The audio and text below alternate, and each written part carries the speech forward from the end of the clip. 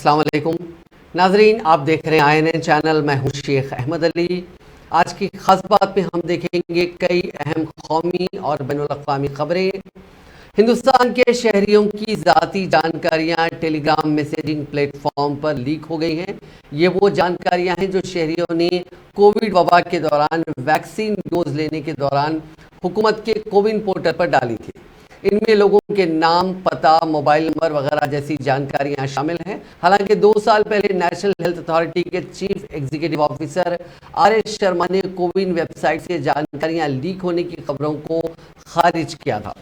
CoWIN portal से जो जानकारियां लीक हुई हैं उनमें शहरियों का आधार नंबर, पैन, पासपोर्ट नंबर, यौम पैदाइश और वैक्सीन की डोज लेने की जगह वगैरह की जानकारियां बरसरे-आम हो गई हैं। इन जानकारियों को कोविन पोर्टल पर मोबाइल नंबर डालते ही हासिल किया जा सकता है। ये जानकारियां आधार नंबर डालकर भी हासिल की जा सकती हैं। इस तरह की जानकारी सबसे पहले एक Malayalam website the fourth news पर दी गई। बताया जाता है कि अगर कई लोगों ने एक ही फ़ोन नंबर से कोविन पोर्टल पर रजिस्ट्रेशन कराया होगा तो उस नंबर को डालते ही उन सभी लोगों की जानकारियां सामने आ सकती हैं। जिन लोगों की जानकारियां लीक हुई हैं उनमें central health secretary Rajesh Bhushan, मरकजी वजीर Meenakshi Lekhi, Congress leader KC Venugopal, Jairam Ramesh, P Chidambaram और तृणमूल लीडर डेरेक ओब्रायन के नाम शामिल हैं। हेल्थ सेक्रेटरी राजेश भूषण का नंबर डालते ही उनके आधार नंबर के आखिरी 4 हिस्से, यौम पैदाइश और उनकी बीवी व उत्तराखंड के कोट द्वार से बीजेपी रुकन असेंबली रितु खंडोरी की सभी जानकारियां सामने आ गई हैं।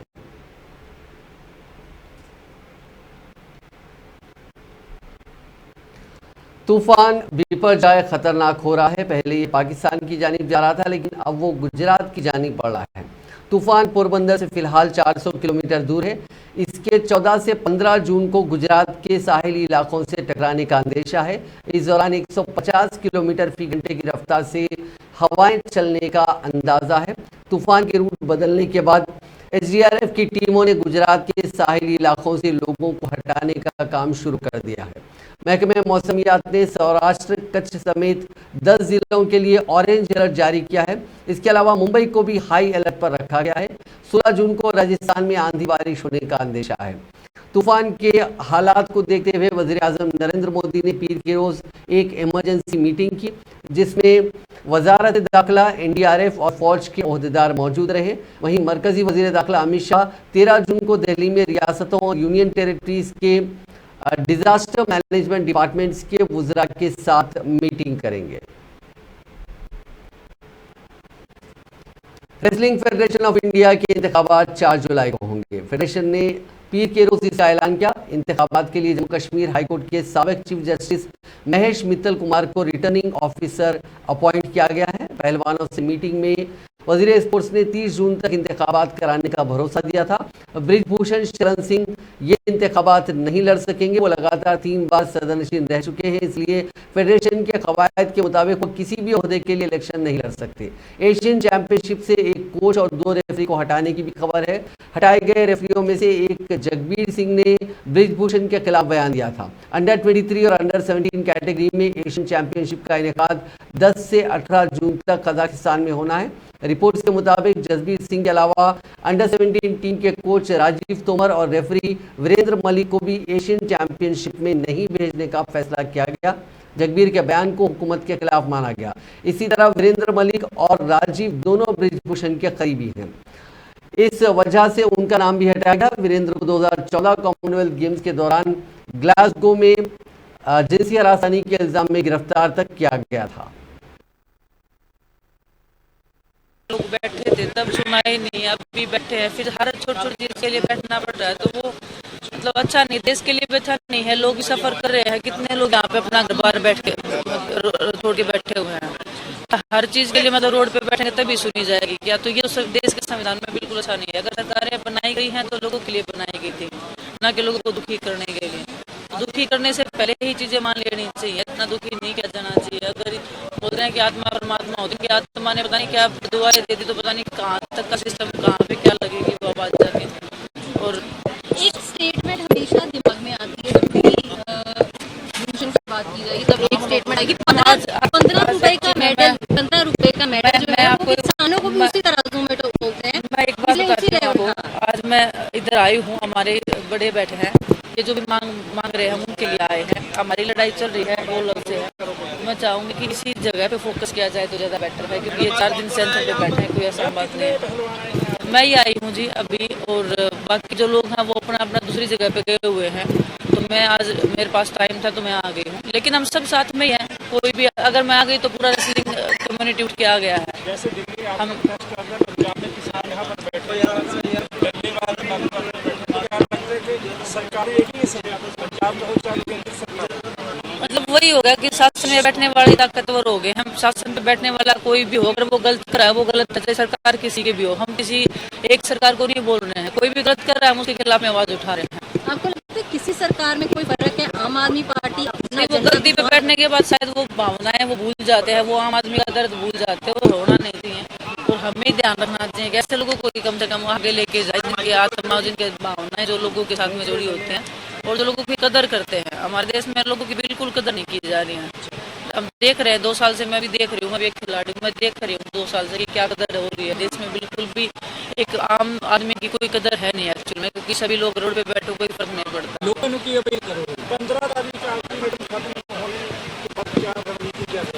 उसको मैं बता रही ना कि वो लड़ाई हम लड़ रहे हैं, वो हम दिल्ली में लड़ रहे हैं, उधर लड़ रहे हैं। सर जब हम बैठे थे तो सर इतनी दूर से आए थे तो हमें बुरा लग रहा था। आज हमें और भी ज्यादा बुरा लग रहा है कि इनको 4 दिन के लिए अनशन पे बैठना पड़ रहा है। अभी तो पता नहीं कितना दिन बैठना पड़ेगा, तो कोई सुन नहीं रहा है। अनशन पे बैठना मतलब कि कोई छोटी बात नहीं होती। अगर कोई बैठा है तो कोई बहुत बड़ा रीजन हो रहा होगा। और किसी ने पूछा नहीं, बिल्कुल ही नहीं पूछा। अगर आगे भी नहीं पूछा तो खिलाड़ियों की तरफ से और किस तरीके से अपना जो है योगदान इस धरने में दिया जाएगा? देखिए हमारे बड़े हैं, जैसे भी सुप्रीम कोर्ट ने फिर के रोज कहा कि अभी दिल्ली में बाइक टैक्सी नहीं चलाई जा सकेगी। इसके लिए बाइक टैक्सी के ऑपरेशन को लेकर दिल्ली हुकूमत की पॉलिसी बनने तक का इंतजार करना होगा। दिल्ली हुकूमत ने कहा था कि वो 30 जून तक 2 व्हीलर टैक्सी के ऑपरेशन के लिए पॉलिसी बना लेगी, यानी 30 जून तक दिल्ली में ओला, उबेर और रैपिडो की बाइक टैक्सी नहीं चलेंगी। दिल्ली हुकूमत ने कहा था कि जब तक 2 व्हीलर टैक्सी के ऑपरेशन को लेकर पॉलिसी फाइनल नहीं हो जाती तब तक बाइक टैक्सी सर्विसेज ना चलाई जाएं। इस पर रैपिडो और उबेर जैसी कंपनियों ने इसके खिलाफ हाईकोर्ट में अपील दायर की थी। हाईकोर्ट ने दिल्ली हुकूमत के इस नोटिस पर स्टे लगा दिया था। साथ ही पॉलिसी फाइनल होने तक एग्रीगेटर्स को खिदमत जारी रखने का फैसला दिया था। बाइक टैक्सी पर कोई भी एक्शन लेने पर भी रोक लगा दी थी। दिल्ली हुकूमत ने 26 मई को हाईकोर्ट के इस फैसले को सुप्रीम कोर्ट में चुनौती दी थी, जिस पर जस्टिस अनिरुद्ध बोस और जस्टिस राजेश बिंदल की वेकेशन बेंच ने सुनवाई करते हुए हुकूमत के तायद में फैसला सुनाया और दिल्ली हाईकोर्ट के फैसले पर रोक लगा दी। बाइक टैक्सी को लेकर दिल्ली हुकूमत ने सुप्रीम कोर्ट में दलील दी कि एग्रीगेटर्स की तरफ से 2 व्हीलर गाड़ियों का इस्तेमाल बिना प्रॉपर लाइसेंस और परमिट के हो रहा है। एग्रीगेटर के लिए कमर्शियल लाइसेंस की जरूरत का प्रोविजन मोटर व्हीकल एक्ट की सेक्शन 93 में है। दिल्ली हुकूमत की दलील थी कि ये गाइडलाइंस 4 व्हीलर्स और 2 व्हीलर्स दोनों तरह के गाड़ियों के लिए है। ऐसे में बिना पॉलिसी लाए नॉन ट्रांसपोर्ट 2 व्हीलर्स का यूज एग्रीगेटर्स नहीं कर सकते। रैपिडो और उबेर का कहना था कि हजारों राइडर्स ऐसी बाइक टैक्सी चलाते हैं। दिल्ली हुकूमत के फैसले से उनके रोजगार पर असर पड़ेगा। जिन प्राइवेट 2 व्हीलर गाड़ियों को कमर्शियल या ट्रांसपोर्ट सर्विसेज के लिए जोड़ा गया है उन्हें पॉलिसी बनने और लाइसेंस मिलने तक काम करने दिया जाए। सुनवाई के दौरान मरकजी हुकूमत ने कहा कि एग्रीगेटर्स के तहत 2 व्हीलर्स को ऑपरेट करने के लिए लाइसेंस जरूरी है। मरकजी वजीर राजीव चंद्रशेखर ने ऑनलाइन गेमिंग के जरिए मजहब की तब्दीली के वाकयात पर बयान देते हुए कहा कि हिंदुस्तान में 3 टाइप के गेम्स पर पाबंदी लगाई जाएगी। इसके लिए कुछ गाइडलाइंस बना रहे हैं, इसका ब्लूप्रिंट तैयार कर लिया गया है। हालांकि उन्होंने ये नहीं बताया कि गेम्स का क्लासिफिकेशन कैसे होगा। हाल ही में गाजियाबाद में गेम्स के जरिए तब्दीली मजहब का एक वाकया सामने आया था।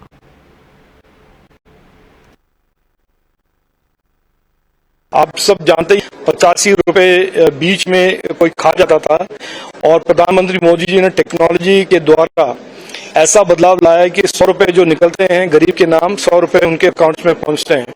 उसको और उसके इम्पैक्ट को देखते हुए अलग अलग देश भी अपने इकोनॉमी में, अपने सरकार में डिजिटलाइजेशन की कोशिश करना चाहते हैं।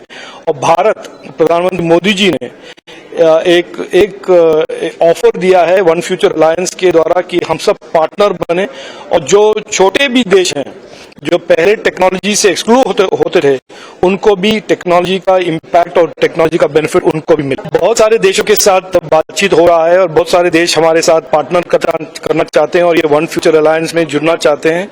और ये वन फ्यूचर अलायंस का बेनिफिट उन देशों को ये होगा कि एक टेक्नोलॉजी उनको मिलेगा भारत से, ओपन सोर्स टेक्नोलॉजी जो वो कस्टमाइज कर पाएंगे, उनके डिजिटल इकोनॉमी में ग्रोथ होगा और उनके ही देश में उनके युवाओं को इनोवेशन से जुड़ने का एक मौका भी मिलेगा। तो भारत का वन फ्यूचर अलायंस का जो एक तरह से विजन है वो उनके देशों में बहुत ज्यादा बदलाव लाए। आप सब जानते हैं 85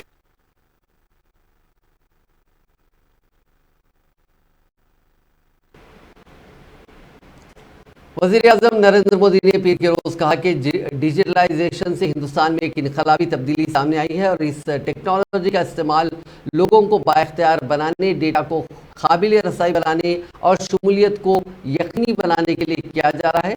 वाराणसी में G20 तरक्याती वज़रा की मीटिंग से वीडियो कॉन्फ्रेंसिंग के जरिए खिताब करते हुए मोदी ने कहा कि हिंदुस्तान में डिजिटाइजेशन ने एक इनकलाबी तब्दीली वाला माहौल पैदा किया है और हिंदुस्तान शिराकतदार ममालिक के साथ अपना तजुर्बा मुश्तरक करने के लिए तैयार है। उन्होंने कहा कि मुझे पुख्ता यकीन है कि हम पायदार तरक्की के अहदाफ को पीछे नहीं होने देंगे और ये हमारी इज्तिमाई जिम्मेदारी है कि हम उनको आगे बढ़ाते रहें। हमारी कोशिशें जामे, हमागीर, मुंसिफाना और पायदार होनी चाहिए। Political tensions have delivered another blow. In such circumstances, the decisions you make carry great significance for humanity as a whole. I strongly believe that it is our collective responsibility not to let the sustainable development goals fall behind. We must ensure that no one is left behind. It is imperative for this group to send a strong message to the world that we have an action plan to achieve this. Excellencies, our efforts must be comprehensive, inclusive, fair, and sustainable. We should increase investment in fulfilling the SDGs and find solutions to address the debt risk faced by many countries. Multilateral financial institutions should be reformed to expand the eligibility criteria, ensuring that finance is accessible to those in need. In India, we have made efforts to improve people's life in more than 100 aspirational districts. BJP के कौमी सदर JP Nadda ने पीर के रोज हिमाचल के कांगड़ा में कहा कि कांग्रेस माँ बेटा और बेटी की पार्टी है। आज के वक्त में सिर्फ बीजेपी एक ऐसी पार्टी है जो आइडियोलॉजी पर चलती है। मुल्क के बाकी सभी पार्टियां अपने ख्यालात से जीरो हो चुकी हैं, आइडियोलॉजी से हट चुकी हैं। नड्डा ने कहा कि इख्तिदार के लिए वो हर समझौता करने के लिए तैयार हैं। मोदी हुकूमत के 9 साल पूरे होने पर नड्डा पीर के रोज हिमाचल प्रदेश के कांगड़ा में रैली से खिताब कर रहे थे। पार्टियां अब परिवार की पार्टी में बदल गई। कोई पार्टी नहीं रह गई जहां साधारण कार्यकर्ता भारत का प्रधानमंत्री बन सकता। कोई पार्टी नहीं रह गई जहां मुझ जैसा साधारण कार्यकर्ता भारतीय जनता पार्टी का राष्ट्रीय अध्यक्ष बन सकता। कोई ऐसी पार्टी नहीं रह गई जहां साधारण परिवार से आने वाला जयराम ठाकुर मुख्यमंत्री बन सकता। कोई ऐसी पार्टी नहीं रह गई जो साधारण परिवार से आकर के भारत का मंत्री बन सकता है। कोई कहने के लिए नहीं कह रहा हूं, नक्शा मैं आपको बताना चाहता हूं। शुरू करो जम्मू कश्मीर से। मुफ्ती मोहम्मद सईद उनकी सुपुत्री वही उसी ने पीडीपी संभाली। ये परिवार की पार्टी नहीं तो क्या है? उमर अब्दुल्ला और फारूक अब्दुल्ला, उसके ऊपर शेख अब्दुल्ला का बेटा फारूक अब्दुल्ला का बेटा उमर अब्दुल्ला। अब नया अब्दुल्ला आएगा, कोई और नहीं आएगा, उस पार्टी में वही अब्दुल्ला आएगा। ये कैसे हुआ?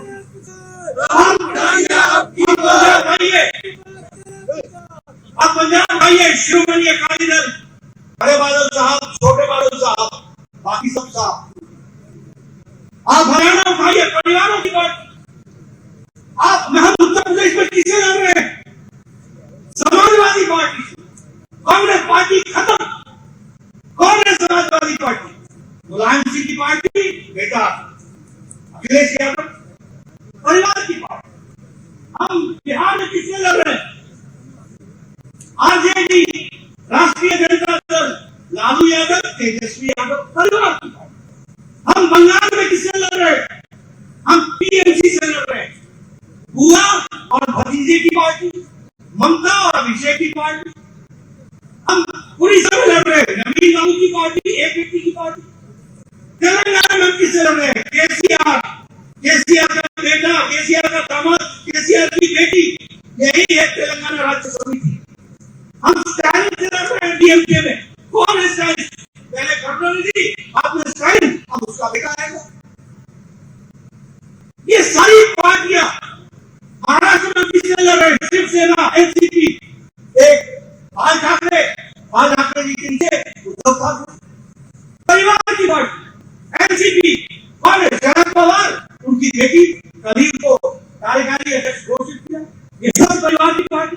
कौन सा प्रदेश बन गया? आप कांग्रेस पार्टी की बात करेंगे तो कांग्रेस पार्टी भी अब माँ बेटा बेटी की पार्टी रह गई। बाकी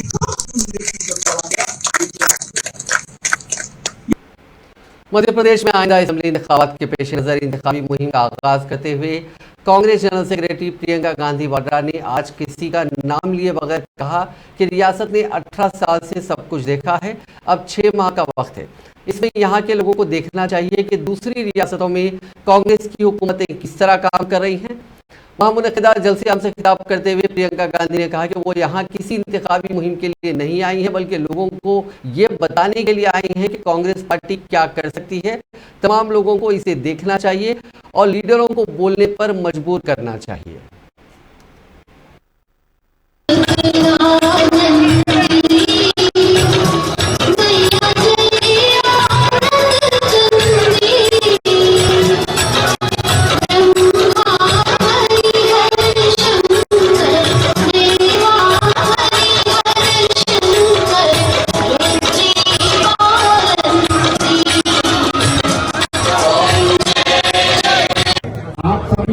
स्थान पर बैठकर हमारे सम्मानित अतिथिगणों के साथ मानसिक पूजन करें। मानस पूजन का भी महत्व है। दूध से अभिषेक करके माँ भगवती देवा जो मांगा जाता है वो मिलता है। ये सब सिद्धियों को देने वाली है और जो सौभाग्यशाली शहर है माँ नर्मदा के तट पर हो रहा है।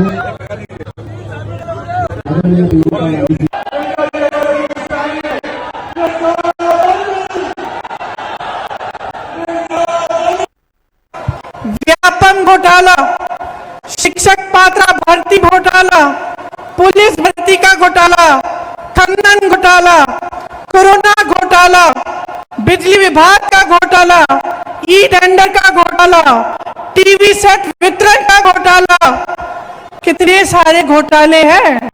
इतनी लंबी लिस्ट है घोटालों की कि जो मोदी जी ने वो गालियों वाली लिस्ट निकाली, उससे लंबी तो ये लिस्ट है। नर्मदा मैया को नहीं छोड़ा, खनन करा रहे हैं वहां, महाकाल के कॉरिडोर को नहीं छोड़ा। एक पुजारी जी है महाकाल के, मेरा उनसे संपर्क है, उन्होंने मुझे वीडियो भेजा कि हवा तेज हवा चल रही है, औरतें इन्होंने बनाई है सारी गिर रही हैं, क्योंकि उसमें भी घोटाला किया, उसमें भी किसी ने पैसे खाए। तो कहां रुकेंगे ये लोग? और जो आपकी संस्कृति है, जो यहाँ के संस्कार हैं, उनका आप याद कब दिलाएंगे नेताओं को? ये मैं आपसे पूछना चाहती हूँ। 220 महीनों के शासन में 225 घोटाले किए हैं इन्होंने। तकरीबन हर महीने एक नया घोटाला कर रहे हैं। आज जब मैं नर्मदा पूजन करने गई तो मैं सोच रही थी कि यहाँ इस नर्मदा मैया से, इस धरती से सदियों से, शायद हजारों सालों से करोड़ों लोगों की आस्था जुड़ी हुई है। और क्या है ये आस्था जो हम सबको यहाँ लाती है? हम सब नर्मदा पूजन करते हैं, हमारे दिलों में वही भावना होती है जो भावना सदियों पहले उन लोगों में होती, उनके दिलों में होती होगी जो यहीं पर आके नर्मदा पूजन करते थे। मैं सोच रही थी कि ये जो आस्था होती है धर्म में, इस तरह की आस्था राजनीति में भी होनी चाहिए। इस तरह की आस्था नेताओं के दिलों में पब्लिक के प्रति, जनता के प्रति, देश प्रदेश के प्रति होनी चाहिए। और जिन्होंने हमारी स्वतंत्रता की लड़ाई लड़ी, मैं दावे के साथ कह सकती हूं कि उनके दिलों में इस तरह की आस्था थी। सब कुछ न्यौछावर करके कभी कभी कुछ लोगों ने अपना जीवन दान दिया, कुछ लोगों ने अपने जितने भी घर थे, सब जितना भी उनके का धन था, सब कुछ दान दिया और हमारी स्वतंत्रता की लड़ाई में लड़े। तो वो तो इसलिए कर पाए क्योंकि उनके दिलों में एक आस्था थी भारत के लिए, भारत की जनता के लिए, हमारी स्वतंत्रता के लिए, हमें आगे बढ़ाने के लिए। तो आज की राजनीति में वो आस्था क्यों नहीं है? ये कर्मकांड। कांग्रेस ने कहा कि वज़ीर दाखिला अमित शाह के दौरे के बावजूद मणिपुर शदीद तशद्दुद की लपेट में है और रियासत में जिंदगी मुकम्मल तौर पर ठप होकर रह गई है। इसीलिए वज़ीर-ए-आज़म नरेंद्र मोदी को आवाम का एतमाद बहाल करने के लिए वहां की सूरत हाल पर खामोशी तोड़कर जल्द से जल्द मणिपुर का दौरा करना चाहिए। कांग्रेस कम्युनिकेशन डिपार्टमेंट के in charge Jairam Ramesh, general secretary Mukul Wasnik, Manipur के इंचार्ज भक्त चरण दास ने पीर को पार्टी हेडक्वार्टर्स में मुश्तरका प्रेस कॉन्फ्रेंस में कहा कि अमित शाह के दौरे का तशद्दुद मणिपुर पर कोई असर नहीं हुआ, लिहाजा नरेंद्र मोदी को अब खुद मणिपुर का दौरा करके अवाम को एतमाद में लेना चाहिए। हमारी प्रधानमंत्री जी से, सरकार से दो ही मांगे हैं। आपने सुना है पिछले 30-35 दिनों में मणिपुर में जो कुछ हुआ है, आपको जानकारी है। हमारी अब दो ही मांगे हैं। पहली मांग ये है कि 100 मन की बात हो चुके हैं। प्रधानमंत्री ने 100 मन की बात कही है, पर एक बार मणिपुर की बात भी बोल रहे हैं। ये वक्त आ गया है मणिपुर पर प्रधानमंत्री को चुप्पी तोड़ने के लिए और प्रधानमंत्री की ओर से सद्भावना का संदेश आ जाए मणिपुर के अलग अलग समुदायों को कि सरकार की ओर से हर प्रयास किया जा रहा है अमन और शांति और सद्भावना वापस लाने में। दूसरी मांग यह है, गृहमंत्री तो गए हैं, एक सर्वदलीय प्रतिनिधि मंडल भेजना चाहिए। ऐसे तो कांग्रेस पार्टी की एक समिति गई है, पर यह सिर्फ कांग्रेस पार्टी और बीजेपी का मसला नहीं है, ये एक राष्ट्रीय मुद्दा है, राष्ट्रीय पीड़ा है, राष्ट्रीय दर्द है और मणिपुर की जनता को इसे अवगत कराने के लिए एक ही रास्ता है, एक सर्वदलीय प्रतिनिधि मंडल। तो हम मांग करते हैं प्रधानमंत्री जी से कि जल्द से जल्द एक सर्वदलीय प्रतिनिधि मंडल मणिपुर जाए मणिपुर की जनता को भी तसल्ली होगी कि उनकी दर्द और पीड़ा एक राष्ट्रीय मुद्दा है और जो सद्भावना वापस लौटाने के लिए जो प्रक्रिया है, उस प्रक्रिया में इसका एक महत्वपूर्ण कदम रहेगा।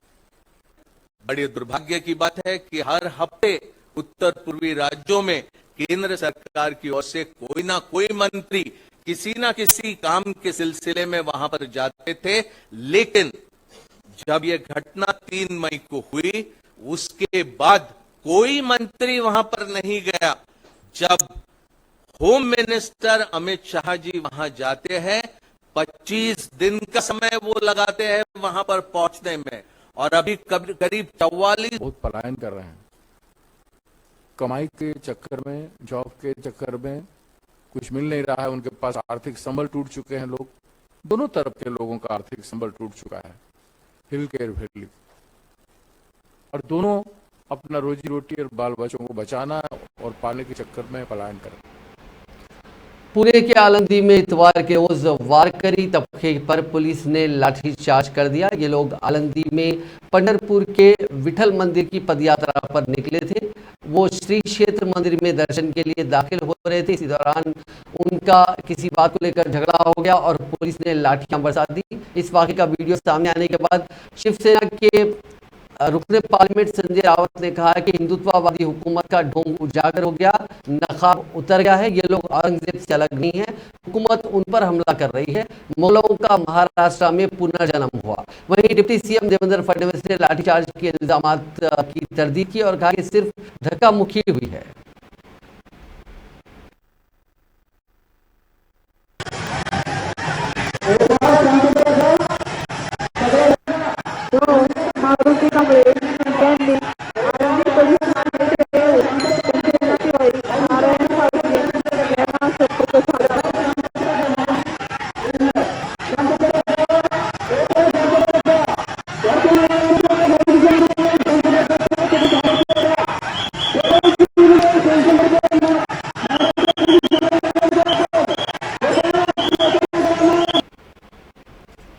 क्रिकेट का वनडे वर्ल्ड कप अक्टूबर से नवंबर के बीच इंडिया में खेला जाएगा। बीसीसीआई ने मैचों का शेड्यूल ड्राफ्ट तैयार कर आईसीसी को भेज दिया है। ड्राफ्ट के मुताबिक टूर्नामेंट की शुरुआत 5 अक्टूबर को अहमदाबाद से होगी। ओपनिंग मैच इंग्लैंड और न्यूजीलैंड के बीच खेला जाएगा। इंडिया का पहला मैच 8 अक्टूबर को चेन्नई में ऑस्ट्रेलिया के खिलाफ होगा। टूर्नामेंट का सबसे बड़ा मैच यानी इंडिया और पाकिस्तान का मुकाबला 15 अक्टूबर को खेला जाएगा। ये मैच अहमदाबाद में 1 लाख ऑडियंस की कैपेसिटी वाले नरेंद्र मोदी स्टेडियम में होगा। वर्ल्ड कप फाइनल 19 नवंबर को अहमदाबाद में खेला जाएगा। पाकिस्तान के मैच अहमदाबाद के अलावा हैदराबाद, बेंगलुरु, चेन्नई और कोलकाता में होंगे। एक वेबसाइट के मुताबिक यह शेड्यूल ड्राफ्ट आईसीसी ने वर्ल्ड कप खेलने वाली सभी टीमों को भेज दिया है। उनका फीडबैक लेने के बाद अगले हफ्ते फाइनल शेड्यूल जारी किया जाएगा। सोमालिया में मोगादिशु में एक बम धमाके में 9 लोगों की जान चली गई। ये कहा जा रहा है कि दहशतगर्द तंजीम अल शबाब इस धमाके के लिए जिम्मेदार है। इसमें कई लोगों के जख्मी होने की भी खबर है। सोमालिया की नेशनल आर्मी ने इतवार को मुल्क के ज़ेरी शबील इलाके में एक ऑपरेशन के दौरान अल-शबाब के 19 शिद्दत पसंदों को मार गिराया। सोमालिया की कौमी खबर रसां एजेंसी ने फौज के हुक्काम के हवाले से बताया कि ऑपरेशन सोमाली फौजियों और उनके बैनुल अक़वामी शराकतदारों ने मुश्तरका तौर पर किया। कार्रवाई के दौरान अल-शबाब की गाड़ियां और असलहा तबाह कर दिया गया। एजेंसी का कहना है कि ऑपरेशन अभी भी जारी है। ताहम अल-शबाब के शिद्दत पसंदों ने जनूबी सोमालिया में इस फौजी ऑपरेशन पर अभी तक कोई तबसरा नहीं किया है।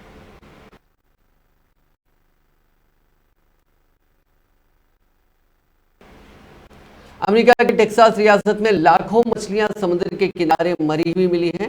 मामला किटाना बीच का है। ओहदेदारों के मुताबिक इन मछलियों की मौत टेम्परेचर बढ़ने के चलते पानी में सांस नहीं ले पाने की वजह से हुई है। टेक्सास में वाइल्ड लाइफ डिपार्टमेंट के ओहदेदारों के मुताबिक गर्म पानी में ऑक्सीजन की कमी हो जाती है। इससे मछलियों को सांस लेने में मुश्किल होती है और वो मर जाती है। इस प्रोसेस की वजह से मरने वाली ज्यादातर मछलियां मैनहट्टन प्रजाति की है। सोशल मीडिया पर इनके वीडियो वायरल हो रहे हैं।